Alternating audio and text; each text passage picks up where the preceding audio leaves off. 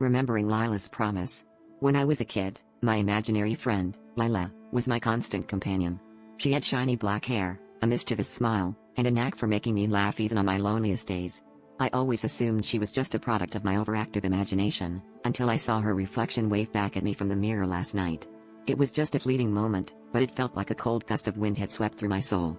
I blinked, and she was gone, but that mischievous smile lingered in my mind.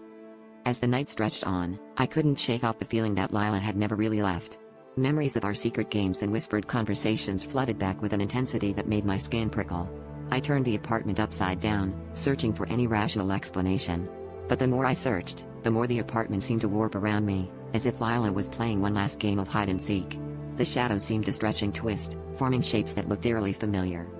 The following day, I avoided mirrors, fearing what I might see. But Lila's presence was impossible to ignore. My phone would ring with no caller ID, and a child's laughter would echo through the receiver.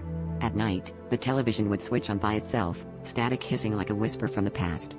Each noise, each flicker of light, seemed to be leading me somewhere, urging me to remember something I had long forgotten.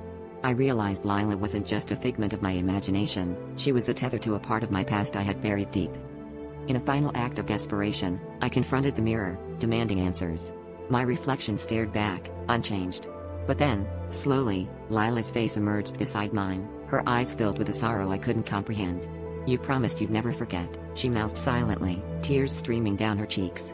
Suddenly, a rush of memories slammed into me, a promise made to a friend I couldn't save, whose life was cut tragically short. The reflection shattered, leaving me alone in the dark, haunted by the memory of the friend I had vowed to remember forever.